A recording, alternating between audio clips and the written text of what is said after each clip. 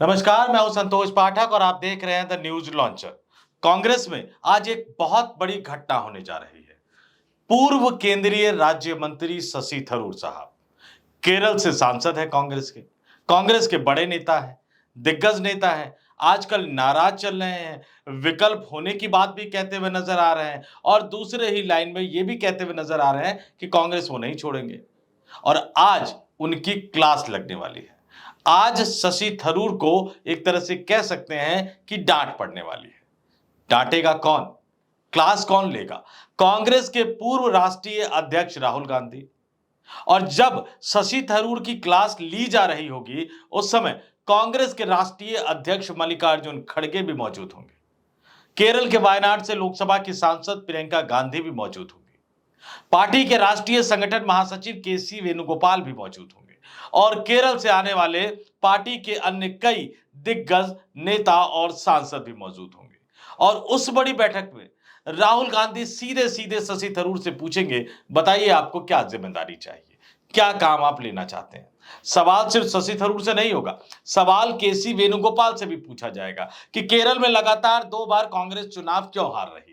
इन दोनों नेताओं से पूछा जाएगा। क्लास सिर्फ शशि थरूर की ही नहीं लगेगी, बल्कि केसी वेणुगोपाल की भी लगेगी। इन दोनों नेताओं से पूछा जाएगा कि बताइए केरल की सत्ता से पिछले 10 वर्षों से कांग्रेस बाहर क्यों है।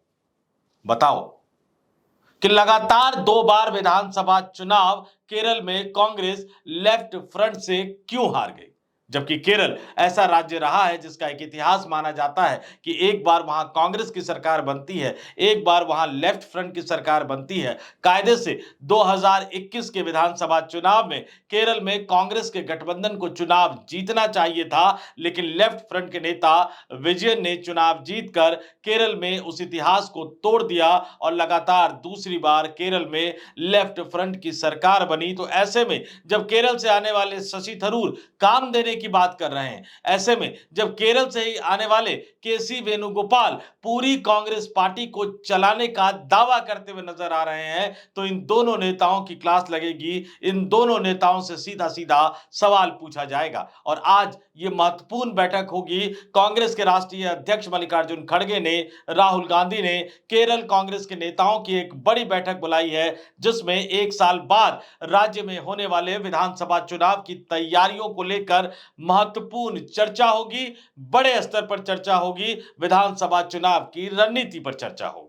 बताया जा रहा है कि आज की बैठक में राहुल गांधी शशि थरूर की तो सिर्फ क्लास लेंगे, लेकिन केसी वेणुगोपाल की विदाई की तैयारी की जा रही है। जी हां, दिल्ली की राजनीति से विदाई की तैयारी की जा रही है। बताया यह जा रहा है कि केसी वेणुगोपाल को पार्टी के राष्ट्रीय संगठन महासचिव की जिम्मेदारी से मुक्त कर दिया जाएगा और उनको कहा जाएगा केरल जाइए, प्रदेश अध्यक्ष के तौर पर या केरल के बड़े नेता के तौर पर केरल में कांग्रेस के गठबंधन की सरकार को वापस लेकर आइए। और मैं क्यों कह रहा हूं, केरल बहुत ज्यादा महत्वपूर्ण कांग्रेस के लिए क्यों हो रहा है। कांग्रेस 2016 में केरल में विधानसभा चुनाव हारकर सत्ता से बाहर हुई।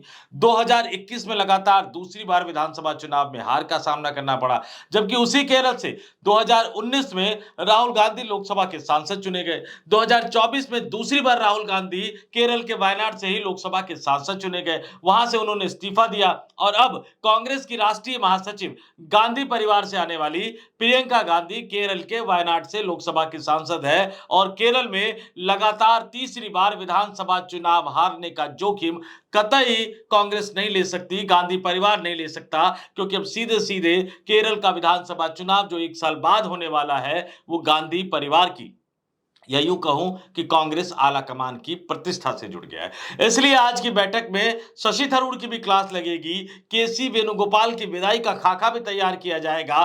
केरल से आने वाले तमाम नेताओं, सांसदों, प्रदेश अध्यक्ष को यह हिदायत दी जाएगी कि किस तरह से केरल में वो विधानसभा चुनाव लड़ने की तैयारी करे, किस तरह से वो लेफ्ट फ्रंट को हराने की तैयारी करे, किस तरह से वहां जो राज्य सरकार की तमाम गड़बड़ियां हैं उसको लेकर जनता के बीच में जाए। तकरीबन तकरीबन ये तय मानकर चलिए कि ये जो पूरी क्लास होगी वो 2 से 3 घंटे की क्लास होगी, क्योंकि केरल जैसा राज्य कांग्रेस के लिए बहुत ज्यादा महत्वपूर्ण हो चुका है। लेकिन सिर्फ केरल ही महत्वपूर्ण नहीं है। इस साल बिहार में अक्टूबर नवंबर में विधानसभा का चुनाव होना, ये हम और आप सभी जानते हैं। कांग्रेस पार्टी राष्ट्रीय जनता दल के साथ महागठबंधन का हिस्सा है। बिहार को लेकर हाल ही में एक बड़ी बैठक हुई थी। राहुल गांधी ने अपने करीबी नेता कृष्णा लवरू को जो बिहार प्रदेश की जिम्मेदारी दी है, वो बिहार के दौरे पर लगातार बैठकें कर रहे हैं। अकाउंटेबिलिटी तय करने की बात हो रही है। अभी हाल ही में मल्लिकार्जुन खड़गे ने पार्टी के महासचिवों की प्रभारियों की एक बैठक ली थी, जिसमें साफ साफ कह दिया गया था कि अब जिम्मेदारी तय होगी, परफॉर्मेंस रिपोर्ट देखी जाएगी, जिनको जहां का प्रभारी बनाया गया वहां पर चुनाव जिताना उस व्यक्ति की जिम्मेदारी होगी। तो बिहार के बाद केरल, केरल पे बहुत ज्यादा फोकस कांग्रेस जो है वो आज करने वाली है। लेकिन एक और महत्वपूर्ण विधानसभा चुनाव जो अगले साल होने जा रहा है, असम का विधानसभा चुनाव। असम में भी कांग्रेस लगातार 2 बार से विधानसभा का चुनाव हार रही है। 2016 में विधानसभा चुनाव से पहले असम में कांग्रेस की सरकार थी। आज जो लोकसभा में कांग्रेस पार्टी के, कांग्रेस संसदीय दल के उपनेता है गौरव गोगोई, उनके पिता उस समय असम के मुख्यमंत्री हुआ करते थे। 2016 के विधानसभा चुनाव में कांग्रेस पार्टी को भारतीय जनता पार्टी के हाथों हार का सामना करना पड़ा। 2016 में कांग्रेस पार्टी की सरकार असम से विदा हो गई। 2021 के विधानसभा चुनाव में भी कांग्रेस पार्टी को लगातार दूसरी बार असम में हार का सामना करना पड़ा और अब असम में भारतीय जनता पार्टी की सरकार है और राहुल गांधी पर कई तरह के गंभीर आरोप लगाकर कांग्रेस पार्टी छोड़ने वाले हेमंता बिस्वा शर्मा भारतीय जनता पार्टी के नेता के तौर पर असम के मुख्यमंत्री हैं। और सबसे बड़ी बात कि लगातार हेमंत बिस्वा शर्मा राहुल गांधी, गांधी परिवार पर हमलावर है और उन्हें भारतीय जनता पार्टी की राजनीति में भविष्य का भी एक बड़ा चेहरा माना जाता है और इसलिए राहुल गांधी के लिए असम में भी विधानसभा चुनाव जीतना जरूरी है। असम नॉर्थ ईस्ट के लिहाज से बहुत ज्यादा महत्वपूर्ण है और आज की तारीख में हेमंता बिस्वा शर्मा असम के मुख्यमंत्री के तौर पर भारतीय जनता पार्टी की तरफ से पूरे नॉर्थ ईस्ट की राजनीति को कंट्रोल करते हुए नजर आ रहे हैं और इसलिए असम में चुनाव जीतने की रणनीति बनाने के लिए कल पार्टी की एक बहुत ही महत्वपूर्ण बैठक हुई थी। उस बैठक में कांग्रेस पार्टी के राष्ट्रीय अध्यक्ष मल्लिकार्जुन खड़गे शामिल थे, उस बैठक में राहुल गांधी शामिल थे, उस बैठक में असम के जो प्रभारी है और राष्ट्रीय महासचिव है कांग्रेस के जितेंद्र सिंह शामिल थे, असम के प्रदेश अध्यक्ष शामिल थे और तमाम असम के बड़े नेता गौरव गोगोई समेत तमाम बड़े नेता शामिल थे। 2.5 घंटे तक लगभग ये बैठक चली, जिसमें असम में विधानसभा चुनाव की तैयारियों की रणनीति पर विस्तार से चर्चा की गई। सूत्र ये बता रहे हैं कि जिस तरह से राहुल गांधी ने केरल में केसी वेणुगोपाल को भेजने का फैसला कर लिया है, उसी तरह से राहुल गांधी ने असम में अपने करीबी नेता, लोकसभा सांसद, लोकसभा में कांग्रेस संसदीय दल के उपनेता गौरव गोगोई को भेजने का फैसला कर लिया है और गौरव गोगोई को जिम्मेदारी दी गई है कि जिस भारतीय जनता पार्टी की सरकार है, जिस भारतीय जनता पार्टी ने उनके पिता तरुण गोगोई को चुनाव में हराकर, विधानसभा चुनाव में हराकर कांग्रेस को सत्ता से बाहर कर दिया था, उसी भारतीय जनता पार्टी को सत्ता से बाहर करके गौरव गोगोई अपने पिता यानी तरुण गोगोई के अपमान का बदला ले सके।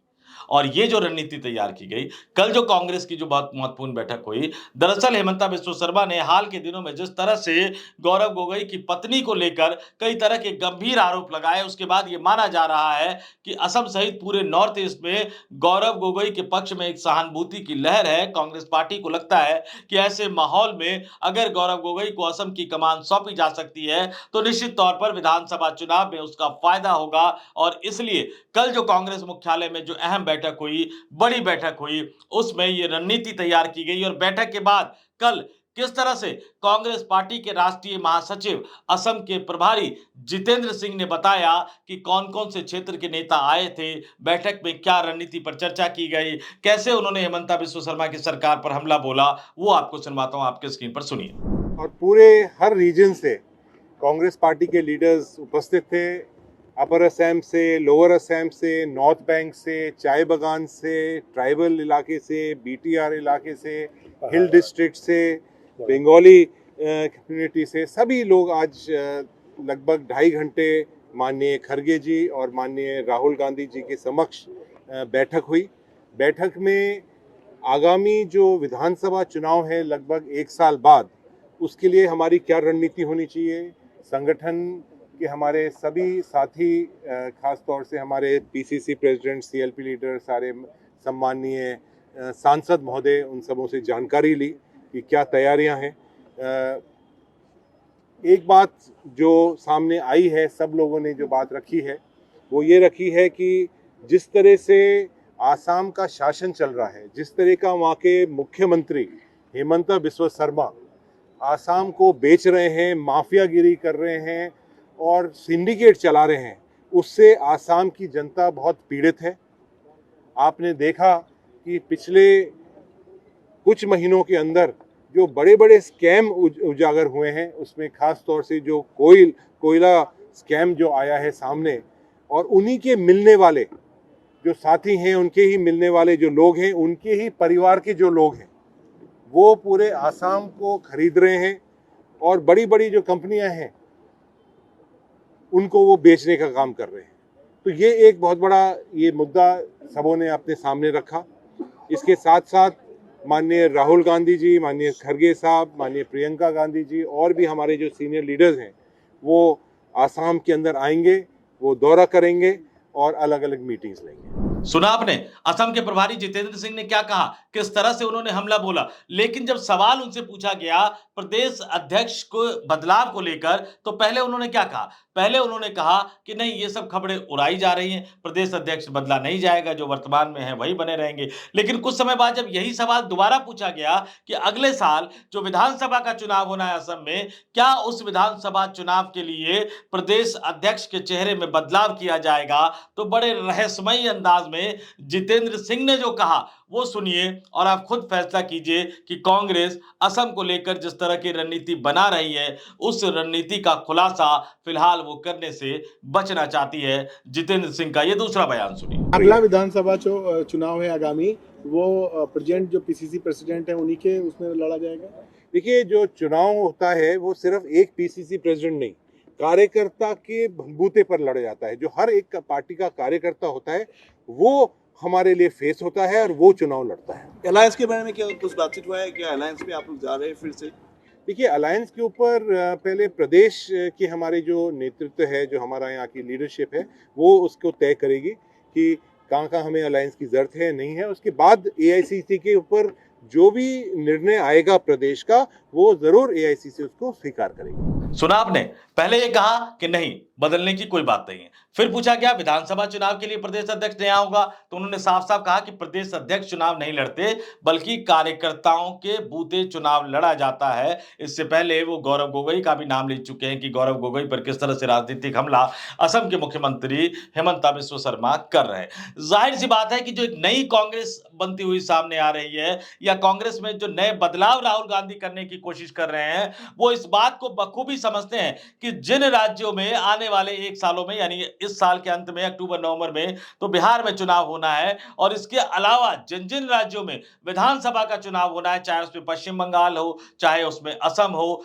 चाहे उसमें केरल हो, तमिलनाडु हो, इन तमाम राज्यों में अगर सबसे ज्यादा कांग्रेस की प्रतिष्ठा कहीं दांव पर लगी हुई है तो वो केरल है, क्योंकि केरल में विपक्षी गठबंधन का नेतृत्व कांग्रेस पार्टी कर रही है, और असम में कांग्रेस की प्रतिष्ठा दांव पर लगी है क्योंकि वहां कांग्रेस मुख्य विपक्षी पार्टी के तौर पर है। और इसलिए कल कांग्रेस पार्टी ने, कल खड़गे और राहुल गांधी ने असम के नेताओं को बैठक के लिए बुलाया, मैराथन बैठक हुई, और आज खड़गे और राहुल गांधी ने केरल के नेताओं को बैठक के लिए बुलाया है, और उस बैठक में तमाम नेताओं की मौजूदगी में शशि थरूर की भी जिम्मेदारी तय की जाएगी, केसी वेणुगोपाल की भी जिम्मेदारी तय की जाएगी। इससे पहले बिहार को लेकर राहुल गांधी ने क्या बदलाव किए वो भी मैं आपको बता चुका हूं। तो तमाम एक नए तरह की कांग्रेस उभरती हुई सामने आ रही है। राहुल गांधी इस बात को बखूबी समझ गए। खासतौर से दिल्ली विधानसभा चुनाव के नतीजे आने के बाद से ये कहा जा रहा था कि अगर राहुल गांधी 6 महीने पहले या 1 साल पहले से दिल्ली विधानसभा चुनाव की तैयारियां करना शुरू कर चुके होते तो शायद दिल्ली में कांग्रेस पार्टी का खाता खुल चुका होता। इसलिए दिल्ली विधानसभा चुनाव से सबक लेते हुए एक तरफ जहां राहुल गांधी बिहार में बिल्कुल तय सीटों पर तैयारी करना चाहते हैं, यानी वो निश्चित तौर पर पिछली बार 70 सीटों पर चुनाव लड़े थे, कांग्रेस की डिमांड तो पब्लिकली यही होगी। लेकिन कांग्रेस के महासचिव जब बिहार गए तो उन्होंने नेताओं को साफ-साफ ये कह दिया 3 दर्जन ऐसी सीटें चुनिए जिन पर कांग्रेस जीतने का माद्दा रखती हो, क्योंकि सब जानते हैं कि अगर कांग्रेस की जीत का आंकड़ा 30 से ऊपर चला जाता है तो बिहार में नीतीश कुमार और भारतीय जनता पार्टी के गठबंधन की सरकार नहीं बन पाएगी। और इसी रणनीति को फॉलो करते हुए असम के लिए, केरल के लिए भी राहुल गांधी ने 1 साल पहले से ही तैयारियां शुरू कर दी है। वो नेताओं की जिम्मेदारी और नेताओं की भूमिका भी बदलने जा रहे हैं और इसके साथ-साथ उनकी अकाउंटेबिलिटी भी तय करने जा रहे हैं। तमाम वो लोग जो मठाधीश बनकर अपने-अपने राज्यों के बड़े नेता होने का दावा करते हुए राष्ट्रीय राजनीति कर रहे थे, या राष्ट्रीय राजनीति में उनकी कितनी पकड़ है, उनके पास क्या काम है, उनके पास क्या पद है, इस तरह की बातें वो सार्वजनिक रूप से कर रहे थे। उन सबको राहुल गांधी टास्क देने जा रहे हैं, अपने-अपने राज्यों में जाइए, विधानसभा का चुनाव जितवा कर लाइए, उसके बाद कांग्रेस से पूछिए कि कांग्रेस पार्टी आपको क्या देने जा रही है। तो देखते हैं कि आज की बैठक में क्या होगा। बैठक से निकलने के बाद शशि थरूर बाहर आकर क्या बोलते हैं या क्या वो ट्वीट करते हैं सोशल मीडिया पर। बैठक से निकलने के बाद कांग्रेस के नेता बाहर आकर क्या बोलते हैं, और जिस तरह से कल असम की बैठक को लेकर जितेंद्र सिंह ने बाहर आकर विस्तार से बयान दिया, आज होने वाली केरल की बैठक के बाद कांग्रेस आधिकारिक रूप से क्या बयान जारी करते हैं। तो इंतजार करते हैं इस मीटिंग का। इस वीडियो में इतना ही। मुझे यानी संतोष पाठक को दीजिए इजाजत। आप तमाम लोग देखते रहिए द न्यूज लॉन्चर। नमस्कार।